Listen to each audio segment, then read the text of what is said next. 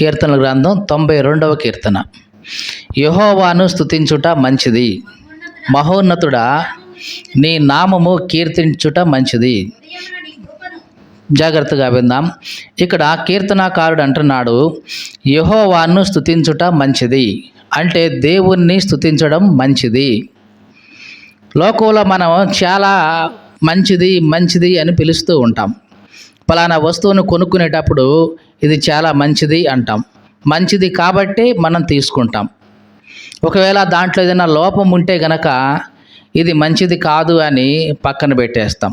ఒక చిన్న లోపం ఉన్నా సరే, చీరలు కొనుక్కుంటున్నాం, అలా కొనేటప్పుడు ఎక్కడన్నా చిన్న రంధ్రం ఉంటే, చిన్న డ్యామేజ్ ఉంటే ఏమంటాం? చీర అంతా బాగానే ఉంది, కానీ ఒక చిన్న డ్యామేజ్ ఉంటే ఏమంటాం? ఇది మంచిది కాదు అని పక్కన పెట్టేస్తాం. అలాగే వస్తువులు కొనేటప్పుడు కూడా ఇది మంచిది అనిపిస్తే దాన్ని కొంటాం. ఈ లోకంలో చాలా మంచి వాటిని మనం స్వీకరిస్తాం, తీసుకుంటాం, కొనుక్కుంటాం.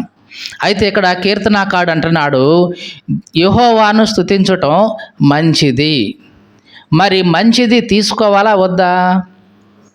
చూడండి, మంచిది అనేది తీసుకోవాలా వద్దా? మంచిగా ఉంటే తప్పనిసరిగా అది ఎంత రేట్ అయినా సరే మనం తీసుకుంటాం. కానీ ఇక్కడ దేవుడు ఏది మంచిది అంటున్నాడంటే, దేవుణ్ణి స్తుతించడం మంచిది. ఎందుకు మంచిది? ఎవరికి మంచిది అంటే మనుషులందరికీ కూడా మంచిది. ఎందుకు మంచిది అంటే, నీకు జీవించడం కోసం ఆయుష్నిస్తున్న దేవుడు కాబట్టి ఆయన్ను స్తుతించడం నీకు మంచిది. నీ ఆరోగ్యానికి మంచిది, నీ ఆత్మకు మంచిది, నీ మనస్సుకు మంచిది, నీ భవిష్యత్తుకు మంచిది, నీ కుటుంబానికి మంచిది, నీ పిల్లలకు మంచిది. నీవు చనిపోయిన తర్వాత ఉండబోతున్న ఆ రాజ్యానికి అధికారి, కర్త ఆయనే కాబట్టి ఆయన్ను స్తుతించడం మనిషిగా నీ జీవితానికి మంచిది. అందుకనే కీర్తనాకారుడు అంటున్నాడు, యెహోవాను స్తుతించుట మంచిది. కాబట్టి ఈ లోకంలో ఏదైతే మంచిది అని మనకు అనిపిస్తుందో దాన్ని తప్పనిసరిగా మనం చేయాలి. కానీ మనుషులు ఈ దినాల్లో ఎట్లా ఉన్నారంటే, మంచి దానిని పక్కన పెట్టేసి చెడు దానికే ఎక్కువ ప్రిఫరెన్స్ ఇస్తూ ఉన్నారు. మనకు బాగా తెలుసు, యేసు క్రీస్తుని న్యాయసభలో నిలబెట్టినప్పుడు పిలాతు యేసు ప్రభువును చూసి, ఇదిగో నేను ఇతన్ని విడుదల చేయాలని ఆశపడుతున్నాను అని అంటే యూదులు, పరిసయ్యులు, మత పెద్దలు వీళ్ళందరూ ఒప్పుకోలా. అప్పటికి పిలాతు చాలా ప్రయత్నం చేసి చివరి ప్రయత్నంగా పిలాతు ఏమన్నాడంటే, అబ్బాయి, ప్రతి పండక్కి ఒక ఖైదీని క్షమాభిక్ష పెట్టి వదిలేసే ఒక సాంప్రదాయం మనకుంది కదా, ఆ సాంప్రదాయం ప్రకారం ఇదిగో ఈయనకు నేను క్షమాభిక్ష అనేది పెట్టేసి ఇతన్ని విడుదల చేస్తాను అని అంటే వీళ్ళు ఆ సమయంలో ఒప్పుకోలే. దానికి కూడా లేదు లేదు, ఒకవేళ మీకు ఆచారమే కావాలి, ఎవరినో ఒకరిని వదిలేయాలి అని మీరు అనుకుంటే యేసుని వదిలేయొద్దు, ఈయన మాత్రం సిలువ వేయండి, ఈ బరబ్బాని మాత్రం విడుదల చేయండి అని కోరుకున్నారు. అంటే బరబ్బా ఎవరు? ఒక బందిపోటు దొంగ, ఒక నరహంతకుడు. అయినా సరే వీళ్ళు ఎవరిని కోరుకున్నారు? బరబ్బా కావాలని కోరుకున్నారు. చూడండి, మనుషుల యొక్క మనస్తత్వం ఎంత దిగజారిపోతుందంటే, నీతిమంతుణ్ణి, పరిశుద్ధుడైన దేవుణ్ణి వద్దు అనుకొని అపవిత్రుడు, తర్వాత నరహంతకుడు, బందిపోటుగా ఉన్నటువంటి ఇతనిని కావాలి అని కోరుకున్నారు. ఆ రోజుల్లోనే కాదండి, ఈ రోజుల్లో కూడా మనుషుల యొక్క మనస్తత్వం ఇంతగా దిగజారిపోతూ ఉంటుంది. మంచివాడు, మంచిది, ఇది మాకొద్దు, మాకైతే మమ్మల్ని చెడగొట్టేదే కావాలి, మమ్మల్ని నాశనం చేసేదే కావాలి, మమ్మల్ని నరకానికి ఈడ్చుకుని పోయే పాపమే మాకు కావాలి అని మనుషులు ఎంత సేపటికి చెడు వైపు మాత్రమే ఆకర్షితులు అవుతున్నారు. మీరు జాగ్రత్తగా చూడండి, మంచి విషయాలు చెప్తా ఉన్నప్పుడు మనుషులు అటువైపు రారు.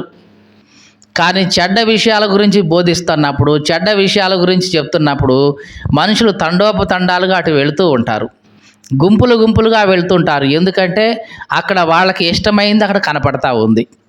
మనిషి యొక్క హృదయం ఎట్లాంటిదంట, బాల్యం నుంచి చెడ్డది అని దేవుని వాక్యంలో ఉంది. మనిషి యొక్క హృదయం ఎట్లాంటిదంట? బాల్యం నుంచి చెడ్డది. ఎప్పుడైతే చెడు వైపు ఏమవుతుంది? ఆకర్షించబడుతూ ఉంటుంది. అందుకనే ఈ లోకంలో మంచితనం వైపు మనుషులు పరిగెత్తరు, నెట్టినా ముందుకు వెళ్ళరు. కానీ చెడుతనం వైపు అయితే అసలు పరిగెత్తాల్సిన పని లేదు, చెప్పాల్సిన పని లేదు, అటు నుంచి అటే వెళుతుంటారు.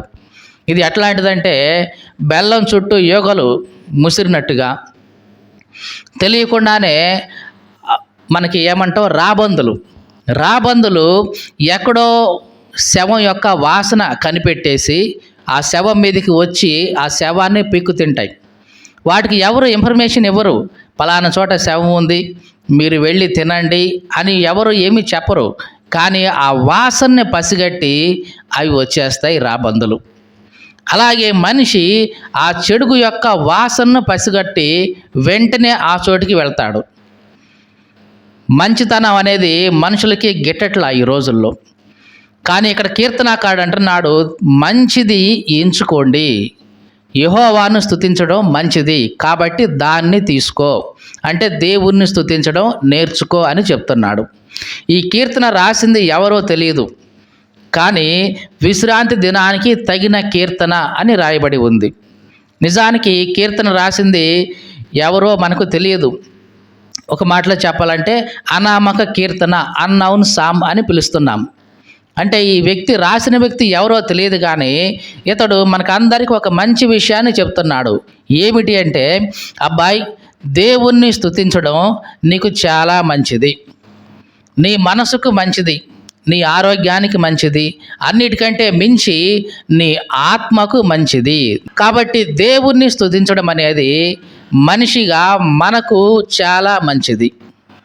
ఎప్పుడైతే నిజంగా మనిషి దేవుణ్ణి స్తుతిస్తూ తన జీవితంలో ముందుకెళ్తుంటాడో, తనకు తెలియకుండానే మనిషి విజయ పదంలో అడుగు వేస్తూ ఉంటాడు.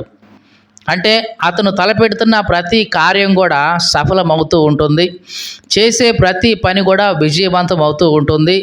దేవుడు అతనికి సహకారిగా ఉండి అతను చేసే ప్రతి పనిలో అతనికి సహాయం చేస్తూ ఉంటాడు. ఎప్పుడు ఇది? ఆయన్ను స్తుతించడం అనేది అలవాటు చేసుకుంటే. దావీదు జీవితంలో మనం దీన్ని స్పష్టంగా చూడొచ్చు. దావీదు బాల్య దినము నుంచి దేవుణ్ణి స్తుతించే ఒక మంచి అలవాటు ఆయనకుంది. తల్లి తండ్రి దూరంగా ఉన్నప్పటికీ, అన్నదమ్ములు తనను దూరంగా చేసినప్పటికీ, తండ్రి నువ్వు ఎందుకు పనికి రావురా, నువ్వు గొర్రెలు గాయటానికే పనికొస్తావు, ఇంట్లో దేనికి పనికి రావని గొర్రెలను గాయటానికి అడవుల్లోకి పంపించినప్పుడు కూడా దావీదు ఎవరి మీద పగ ప్రతీకారాలు పెట్టుకోలేదు. సరిగదా, దేవుణ్ణి స్తుతించడం అలవాటు చేసుకున్నాడు.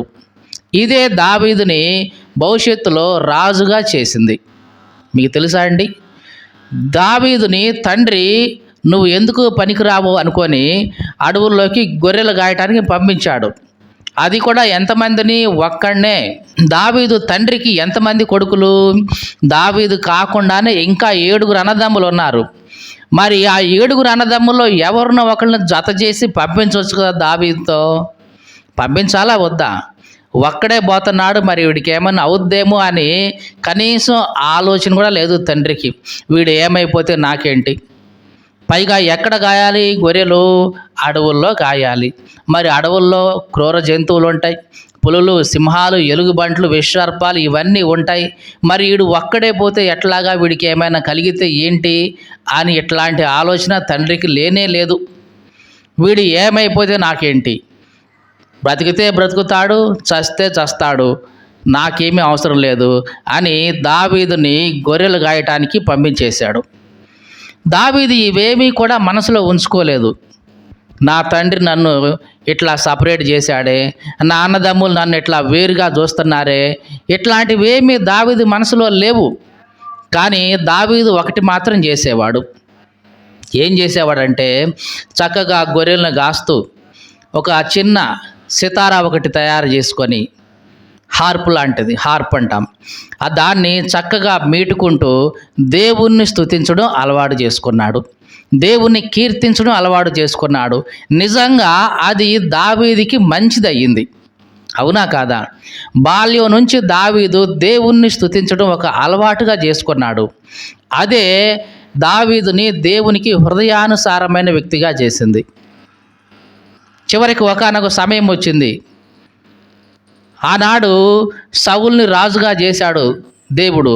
ఈ సౌలు దేవుని మాట విని పాటించడంలో తప్పిపోయినప్పుడు సమూయేలుతో అన్నాడు దేవుడు, నీవు వెళ్ళి యెష్షయి కుమారుల్లో ఒకడికి అభిషేకం చెయ్యి, రాజుగా అభిషేకం చెయ్యి అని అంటే సమూయేలు, అయ్యా సౌలు రాజుగా ఉన్నాడు కదా, నన్ను ఈ విషయం చూస్తే, నేను వెళ్ళి అతనికి రాజుగా అభిషేకం చేయటం చూస్తే నన్ను చంపేస్తాడు కదా అయ్యా అని అంటే దేవుడు అన్నాడు, బలి అర్పించడం కోసం వెళ్ళినట్లుగా వెళ్ళి అతనికి అభిషేకం చెయ్యి అన్నాడు.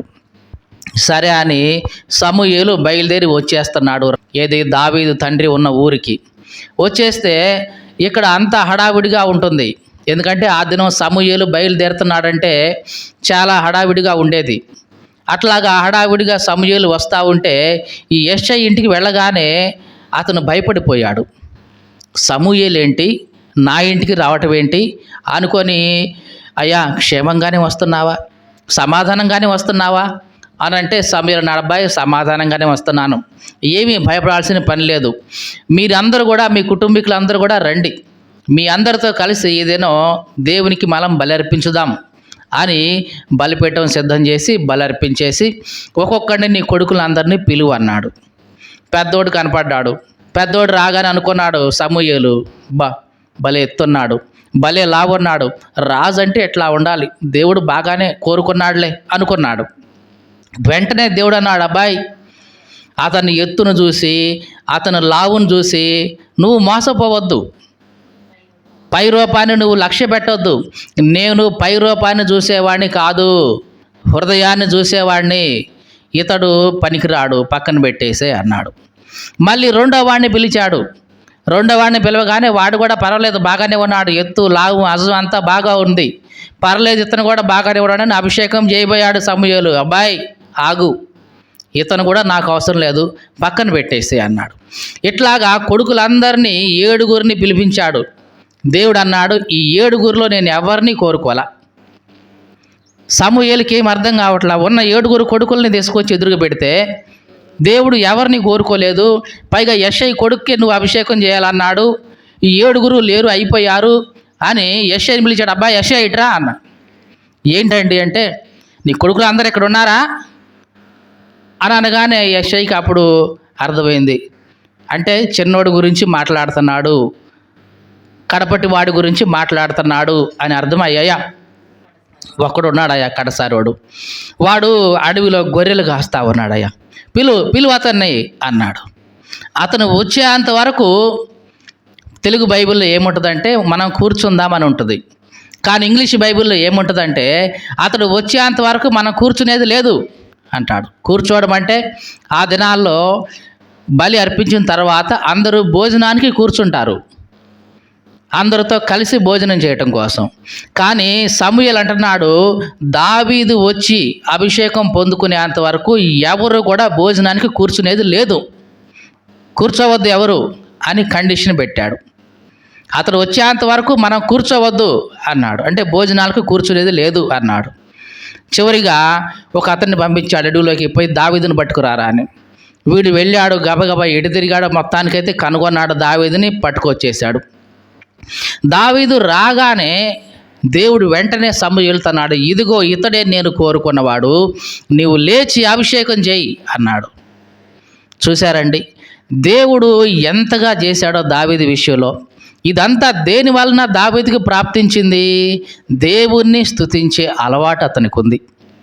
అడవుల్లో కూడా తన తండ్రిని గురించి ఎప్పుడు బాధపడలేదు, తనకు జరిగిన అన్యాయం గురించి బాధపడలేదు. సరికదా, నా దేవుడు అని దేవుణ్ణి స్తుతించడం అలవాటుగా చేసుకున్నాడు. అడవిలో ఉన్నా సరే దేవుడు తీసుకొచ్చి రాజుగా అభిషేకం చేశాడు. ఈ మాటలు వింటున్న ప్రియ సహోదరి సహోదరుడా, ఎవరి గురించి నీవు భయపడాల్సిన పని లేదు. ఎవరి గురించి బాధపడాల్సిన పని లేదు. వీళ్ళు నన్ను పట్టించుకోవట్లేదే, వాళ్ళు నన్ను పట్టించుకోవట్లేదే, నా తండ్రి నన్ను వేరుగా చూస్తున్నాడే, నా అన్నదమ్ములు నన్ను సపరేట్గా చూస్తున్నారే అని వీటి గురించి నీవు ఆలోచించొద్దు. దేవుణ్ణి స్తుతించడం అలవాటు చేసుకో. ప్రతి పరిస్థితిలో, కష్టంలో, నష్టంలో, ఇబ్బందిలో, ఇరుకులో, ప్రతి పరిస్థితుల్లో దేవుణ్ణి స్తుతించడం అలవాటు చేసుకో. నువ్వు ఎక్కడున్నా సరే, అరణ్యంలో ఉన్నా సరే, నిన్ను తీసుకొచ్చి రాజుగా అభిషేకం చేయగలిగిన శక్తి, సామర్థ్యం నీ దేవునికి ఉన్నాయి. దేవునికి స్తోత్రం కలుగునుగాక. కాబట్టి నువ్వు ఎక్కడ ఏ మూలన దాక్కున్నా సరే, నీవు దేవుణ్ణి స్తుతించే వాడివైతే దేవుడు నిన్ను తప్పనిసరిగా ఉన్నతమైన స్థాయిలో నిలబెడతాడు.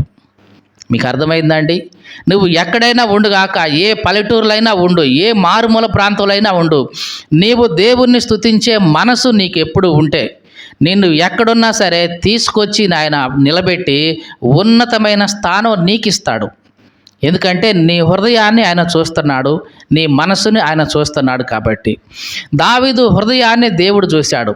ఎక్కడో అరణ్యంలో ఉన్నాడు, అయినా సరే అట్లాంటి అరణ్యంలో ఉన్న దావీదును దేవుడు తీసుకొచ్చి తన అన్నలందరి ముందు అభిషేకం చేశాడు. అన్నిటికంటే తన తండ్రి ముందే అభిషేకం చేశాడు. తండ్రి ఆశ్చర్యపోతా ఉన్నాడు. వీడు ఎందుకు పనికిరాడు అనుకొని నేను అడవిలో గొర్రెలు గాయడానికి పంపించాను. వీడు ఎందుకు పనికిరాడని కనీసం సైన్యంలో శిక్షణ కూడా పంపించలేదు వీడిని. నా 7 కొడుకులకి బాగానే శిక్షణ ఇప్పించాను సైన్యంలో. వీడు ఎందుకు పనికిరాడనుకొని అరణ్యంలోకి పంపించాను. కానీ ఇప్పుడు దేవుడు ఇతన్ని ఎంచుకున్నాడు అని తండ్రి కూడా ఆశ్చర్యపోతున్నాడు. అంటే ఎవరైతే తన్ను తృణీకరించారో, ఎవరైతే తన్ను నిరాకరించారో వాళ్ళందరికీ ఆశ్చర్యం కలిగించే విధంగా, ఒక మాటలో చెప్పాలంటే వాళ్ళందరూ కూడా ముక్కున వేలేసుకునే విధంగా దావీదు విషయంలో దేవుడు అట్లాంటి గొప్ప కార్యాన్ని చేశాడు. ఈ మాటలు వింటున్న ప్రియ సహోదరి, సహోదరుడా, నువ్వు ఎవరివైనా సరే దేవుణ్ణి స్తుతించే మంచి అలవాటు నీకుంటే, నీవు ఎక్కడున్నా సరే దేవుడు నిన్ను ఉన్నతమైన స్థానంలో ఉంచుతాడు.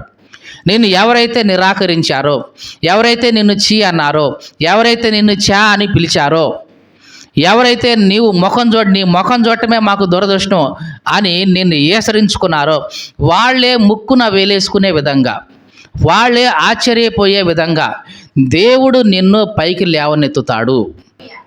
ఒకప్పుడు తండ్రి తన కొడుకులు అనుకున్నాడు, తన కొడుకులకి శిక్షణ ఇప్పించి సైన్యంలో సైనికులుగా చేస్తే అదే చాలు అనుకున్నాడు. కానీ దేవుడు దావీదుని హెచ్చించి సైన్యంలో సైనికులుగా కాదు, ఆ సైన్యానికే, ఆ రాజ్యానికే రాజు అయ్యేలాగా దేవుడు చేశాడు. కాబట్టి కీర్తనాకారుడు అంటున్నాడు, యెహోవాను స్తుతించడం మంచిది. ఈ మాటలు వింటున్న ప్రియ సహోదరి, సహోదరుడా, నీ జీవితంలో మంచి కోసం వెతుకుతున్నావా? అయితే ఈరోజు దేవుడు నీతో ఒక మాట చెప్తున్నాడు.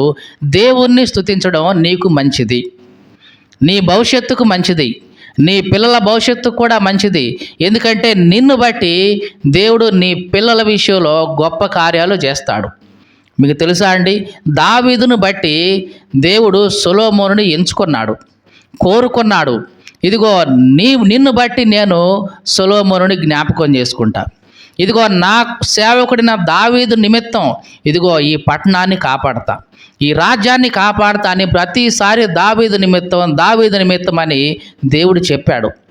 అంటే దావీదు ఒక్కడు దేవుణ్ణి స్తుతించి నమ్మకంగా ఉంటే తర్వాత తన తరములన్నిటిలో కూడా దేవుడు దావీదుని జ్ఞాపకం చేసుకొని వాళ్ళ మీద కృప, కనికరం చూపిస్తూ వచ్చాడు.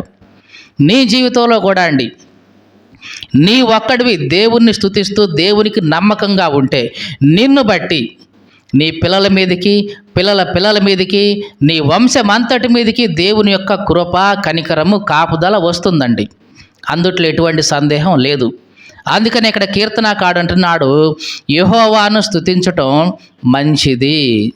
ఈ మాటలు వింటున్న నా ప్రియ సహోదరి, సహోదరుడా, నీ జీవితంలో ఏదేదో మంచిదని నువ్వు వెళుతున్నావు. కానీ అన్నిటికంటే మంచిది ఏమిటంటే దేవుణ్ణి స్తుతించడం. ఎటువంటి సమయంలో, ఏ సమయంలో అయినా సరే దేవుణ్ణి స్తుతించడం మంచిదే. దావీదు దేవుణ్ణి ఎప్పుడు స్తుతించాడు అనుకుంటున్నారు? అంతా మంచిగా ఉన్నప్పుడు, అంతా బాగా జరిగినప్పుడే అని అనుకుంటున్నారా? లేదు. తన కుటుంబం తనను వెలివేసినప్పుడు, తన తండ్రి తనను తిరస్కరించినప్పుడు, తన అన్నదమ్ములు తనను నెట్టివేసినప్పుడు సైతం దావీదు దేవుణ్ణి స్తుతించడం నేర్చుకున్నాడు. చాలామంది అనుకుంటాం సంతోషం కలిగినప్పుడే కీర్తనలు పాడాలి అనుకుంటాం. అంటే బైబిల్లో ఉందిలేండి. యాకోబు పత్రికలో అన్నాడు యాకోబు, మీలో ఎవరికైనా సంతోషం కలిగిందా, అతడు కీర్తనలు పాడాలి. కానీ దావీదు సంతోషం కలిగినప్పుడే కాదు, దుఃఖంలో ఉన్నప్పుడు, నిరాశ నిస్పృహలో ఉన్నప్పుడు, బాధల్లో ఉన్నప్పుడు కూడా దేవుణ్ణి స్తుతించడం నేర్చుకున్నాడు. కనుకనే దేవుడు దావీదుని జ్ఞాపకం చేసుకున్నాడు. ఈ అన్నదమ్ములు 7 ఉన్నారు, కానీ వాళ్ళని పక్కకు నెట్టేసి ఎక్కడో అరణ్యంలో గొర్రెలు కాచుకుంటున్న దావీదుని దేవుడు తీసుకొచ్చి రాజుగా అభిషేకం చేశాడు. దీనికి అంతటికీ కారణం ఏంటనుకున్నారు? దేవుణ్ణి స్తుతించడం. కాబట్టి నీ జీవితంలో కూడా దేవుడు ఎట్లాగా చేయగలడు. కాబట్టి దేవుణ్ణి స్తుతించడం మంచిది. చాలామంది దేవుణ్ణి స్తుతించడం అంటే చుట్టూ 10 మంది ఉండాలి, డ్రమ్ములు కొట్టేవాళ్ళు ఉండాలి, మ్యూజిక్ ప్లే చేసేవాళ్ళు ఉండాలి, కోరస్ పాడేవాళ్ళు ఉండాలి. అలా ఉంటే దేవుణ్ణి స్తుతించడం బాగుంటుంది, లేకపోతే బాగోదేమో అనుకుంటారు. కానీ దావీదు దేవుణ్ణి స్తుతిస్తుంది ఎక్కడ? స్టూడియోలోనా? లేకపోతే కీబోర్డులు, గిటార్లు, ఇవన్నీ మ్యూజికల్ ఇన్స్ట్రుమెంట్స్ ఉన్న దాన్ని ఏమంటారు, రికార్డింగ్ థియేటర్లోనా? కాదు కాదు, అరణ్యంలో. మరి తనతో పాటు ఎవరున్నారు? ఎవరూ లేరు, ఒంటరిగా దేవుణ్ణి స్తుతిస్తున్నాడు. ఇది దావీదు యొక్క స్థితి. కాబట్టే దావీదుని దేవుడు జ్ఞాపకం చేసుకున్నాడు. ఈ మాటలు వింటున్న ప్రియ సహోదరి సహోదరుడా, నీవు అనుకుంటున్నావేమో, ఏవండి దేవుణ్ణి స్తుతించుదాం అనుకున్నానంటే నేను ఒక్కదాన్ని అయ్యానండి, దేవుణ్ణి ఆరాధన చేద్దామనుకున్నానండి ఒక్కడినే అయ్యానండి అని ఎట్లాగా అనుకోకు. నీవు ఒక్కడివైనా సరే, ఒంటరిగా ఉన్నా సరే దేవుణ్ణి స్తుతించడం నువ్వు అలవాటు చేసుకో. ఏ పరిస్థితుల్లో? ఒంటరిగా ఉన్న పరిస్థితుల్లో, నిరాశ నిస్పృహలో ఉన్న పరిస్థితుల్లో, ఇబ్బందులో ఉన్నప్పుడు, బాధలో ఉన్నప్పుడు, ఎదుటి వాళ్ళందరూ కూడా ఇంటి వాళ్ళు నీకు దగ్గరగా లేనప్పుడు, నీతో ఎవరు లేనప్పుడు కూడా నీవు దేవుణ్ణి స్తుతించడం అలవాటు చేసుకుంటే తప్పనిసరిగా దానికి 100 రెట్లు కాదు కదా, 1000 రెట్లు నీవు మేలు పొందుతావు. దావీదు ఎన్ని రెట్లు మేలు పొందాడని చెప్పాలి. అసలు ఎందుకు పనికి రాడు అనుకున్న దావీదు ఆ రాజ్యానికి రాజు అయ్యాడంటే ఇక అంతకంటే మేలు ఉంటుందా? ఇక లేదండి. మీరు బైబిల్ మొత్తం చదివి చూడండి, చాలామంది రాజులు పరిపాలన చేశారు, కానీ వాళ్ళందరిలో కూడా ఎక్కువ సంవత్సరాలు పరిపాలించింది ఎవరంటే దావీదే. 40 సంవత్సరాలు పరిపాలించాడు. ఎంతకాలం అండి? 40 సంవత్సరాలు పరిపాలించాడు. 40 సంవత్సరాలు పరిపాలించడం అంటే మాటలు అనుకున్నారా ఏంటి? ఎన్ని సంవత్సరాలు రాజ్యాన్ని దేవుడే దావీదుకు అప్పగించేశాడు. దేన్ని బట్టి అనుకుంటున్నారు? దేవుణ్ణి స్తుతించే మంచి హృదయం దావీదుకి ఉంది. దాన్ని బట్టే దావీదుకి దేవుడు మేలు చేస్తూ వచ్చాడు. పైగా దావీదు రాజ్యాన్ని స్థిరపరచడం కోసం దావీదుకి సహకారులుగా ఉన్న సైన్యాధిపతుల్లో ఎవరు కూడా ఒక్కడు కూడా ఆత్మ సంబంధి అయిన వాడు ఒక్కడు కూడా లేడు. తెలుసా అండి? అబీషై సైన్యాధిపతి, యోవాబు సైన్యాధిపతి, ఆశాయేలు సైన్యాధిపతి, వీళ్ళందరూ ఉంటారు సెరూయా కుమారులు. కానీ వీళ్ళలో ఒక్కడు కూడా భక్తి అనేది లేదు. అయినా సరే దావీదు తన్ను తాను భక్తిగా కాపాడుకున్నాడు. తన రాజ్యాన్ని, తన ప్రజలను చక్కగా పరిపాలించగలిగాడు. అంటే తన కింద ఉన్న సైనికులు, అధిపతులు వీళ్ళందరూ కూడా ఎవడో భక్తి కలిగిన వాడు కాదు. అయినా సరే వాళ్ళని దావీదు సరిగ్గా నడిపించుకుంటూ, సరిగ్గా మెయింటైన్ చేసుకుంటూ 40 సంవత్సరాలు రాజ్యాన్ని పరిపాలించాడండి. అదే సమయంలో తన కన్న కొడుకులే తనకు వ్యతిరేకంగా లేచారు. అబ్షాలోము బయలుదేరి తండ్రినే చంపేసి ఏ రకంగా రాజ్యం సంపాదించుకొని బయలుదేరాడు. ఇట్లాగా తన కన్న కొడుకులే తనకు వ్యతిరేకంగా లేచారు కొన్నిసార్లు. అయినా సరే దేవుడు దావీదుని వదిలేయలేదు. ఈ మాటలు వింటున్న ప్రియ సహోదరి సహోదరుడా, కొన్నిసార్లు నీ కన్న తండ్రి, కన్న కొడుకులు నిన్ను వదిలేసినా సరే దేవుడైతే నిన్ను వదిలివేయడు. ఎప్పుడంటే ఆయన్ను స్తుతించే అలవాటు నీకున్నప్పుడు. దావీదు అరణ్యంలో ఉన్నా సరే స్తుతించడం మానుకోలేదండి. ఒకసారి సౌలు తనను తరుముతూ ఉన్నప్పుడు నాకు గుహలో దాక్కున్నాడు. ఆ గుహలో దాక్కున్నప్పుడు గుహలో ఏముంటుందండి? చెమ్మ చీకటి ఉంటుంది, ఏ లైటింగ్ ఉండదు, ఏ పురుగులు వస్తాయో తెలియదు, ఏ జంతువులు వస్తాయో తెలియదు. అట్లాంటి ఆ గుహలో ఉన్నప్పుడు కూడా దావీదు కీర్తనలు రాయడం అలవాటు చేసుకున్నాడు. మీకు అర్థమైందండి? దావీదు ఎక్కడున్నా సరే దేవుణ్ణి స్తుతించడం అనేది తన జీవితంలో ఒక అలవాటు అయిపోయింది. అది పరిగెత్తి పారిపోతుంటే ఆయాసపడి కూర్చున్నప్పుడు ఏం చేస్తాం? నిద్రపోయి రెస్ట్ తీసుకొని ఉంటాం. కానీ దావీదు ఏం చేస్తున్నాడు? చక్కగా పాటలు పాడుకుంటూ దేవుని గురించిన కీర్తనలు రాస్తున్నాడు. చాలా కీర్తనలు దావీదు అట్లా రాసినవే. అరణ్యంలోకి పారిపోతూ ఉన్నప్పుడు రాసినవి, అరణ్యంలో రెస్ట్ తీసుకుంటున్నప్పుడు, సౌలు తరుముతా ఉన్నప్పుడు, ఇవన్నీ కూడా దావీదు ఆ సమయంలో ఎన్నో కీర్తనలు రాశాడు. ఇది ఒక అలవాటుగా ఉంది దావీదు జీవితంలో. కాబట్టి దావీదుని దేవుడు అంతగా హెచ్చించాడు. అందుకే కీర్తనాకారుడు అంటున్నాడు ఈ కీర్తనలో, యెహోవాను స్తుతించటం మంచిది. ఈ మాటలు వింటున్న ప్రియ సహోదరి సహోదరుడా, నీ జీవితంలో ఏదో మంచిది అనుకుంటున్నావేమో, కానీ అన్నిటికంటే మంచిది ఏంటంటే దేవుణ్ణి స్తుతించడం చాలా మంచిది. కానీ మనుషులు ఈ మంచిది మాత్రం కోరుకోవట్లేదు. మాకెందుకండి మంచిది, ఏదన్నా పనికిరాంది ఉంటేసి మకాన పడేస్తే చాలండి అనుకుంటున్నారు. కానీ ఈ మంచిది నువ్వు చేస్తే తప్పనిసరిగా దేవుడు నిన్ను ఆశీర్వదిస్తాడు. తర్వాత నీ తరము కూడా, ఆ తర్వాత తరము కూడా ఆశీర్వాదకరంగా ఉంటుంది. దావీదు ఒక్కడే ఇట్లాగా దేవుణ్ణి స్తుతిస్తూ మంచిగా ఉన్నాడు. కానీ దావీదు ఆ తర్వాత తరం కూడా ఆశీర్వదించబడుతూ వచ్చింది. అబ్రహాము వరకు కూడా ఆశీర్వాదం పొందుతూనే వచ్చింది. అబ్రహాము నుంచి యేసుక్రీస్తు వరకు, యేసుక్రీస్తు నుంచి ఈ భూప్రపంచం అంతా కూడా ఆశీర్వాదకరంగా వచ్చేసింది. అందుకనే యేసుక్రీస్తుకు ఏముందంటే పేరు, అబ్రహాము కుమారుడగు దావీదు కుమారుడగు యేసుక్రీస్తు. అబ్రహాము నుంచి దావీదు నుంచి యేసుక్రీస్తు ద్వారా ఆశీర్వాదం ఈ సర్వ భూప్రపంచానికి అందుతుంది. దేవునికి స్తోత్రం కలుగును గాక. అందుకనే కీర్తనాకారుడు అంటున్నాడు, యెహోవాను స్తుతించటం మంచిది. ఈ మాటలు వింటున్న ప్రియ సహోదరి సహోదరుడా, మరలా చెప్తున్నాను, ఏ పరిస్థితులైనా సరే, నీవు ఎట్లా ఉన్నా సరే దేవుణ్ణి స్తుతించడం మంచిది. చాలాసార్లు మనం అనుకుంటాం, మనకు వచ్చిన కష్టాలను బట్టి, బాధలను బట్టి, ఇబ్బందులను బట్టి దేవుడు నాకేం చేశాడు, దేవుడు నాకేం మేలు చేశాడు అని దేవుణ్ణి స్తుతించడం కొన్నిసార్లు మానేస్తూ ఉంటాం. దావీదు ఎప్పుడు అట్లాగా చేయలా. దావీదు ఎప్పుడైనా, నిజానికి దావీదుకు చెప్పుకోవడానికి, దేవుడు నాకు వద్దు అనుకోవడానికి చాలా కారణాలు ఉంటాయి. మొట్టమొదటిగా బాల్యంలోనే తన తండ్రి నుంచి, తన తల్లి ఇంటి నుంచి దూరంగా పోయాడు. అన్నలందరూ కూడా శిక్షణలో ఉంటే, ట్రైనింగ్లో ఉంటే, ఈయన మాత్రం గొర్రెలు కాస్తున్నాడు. నిజానికి దావీదు ఆ సమయంలోనే నిరాశ నిస్పృహకు లోను కావచ్చు. ఏంటి నా బ్రతికేంది, మా అన్నలేమో మంచిగా సైన్యంలో చేరారు, నన్నేమో గొర్రెలు కాయటానికి పంపించాడు మా నాన్న, వాళ్ళందరికేమో మంచిగా చూసుకుంటున్నాడు, నన్నేమో ఈ చలికి ఎండకి వానకి తడిసేలాగా ఈ అడవిల్లో పంపించేస్తున్నాడు, ఏంటి నాకు ఈ పరిస్థితి, ఏంది నా జీవితం అని దావీదు ఎప్పుడూ అనుకోలేదు. దానికి బదులుగా దేవుణ్ణి స్తుతించడం దావీదు అలవాటు చేసుకున్నాడు. ఈ మాటలు వింటే నా ప్రియ సహోదరి సహోదరుడా, నీ జీవితంలో ఉన్న పరిస్థితులకి భయపడొద్దు, బాధపడొద్దు, నిరాశపడొద్దు. దానికి బదులుగా దేవుణ్ణి స్తుతించడం అలవాటు చేసుకో. నీ పరిస్థితులన్నిటినీ మార్చే ఒక రోజు వస్తుంది. మీకు అర్థమైందండి? నీ పరిస్థితులన్నిటినీ కూడా మార్చివేసి దేవుడు నిన్ను ఉన్నతమైన స్థాయికి తీసుకెళ్ళి ఒక రోజు వస్తుంది.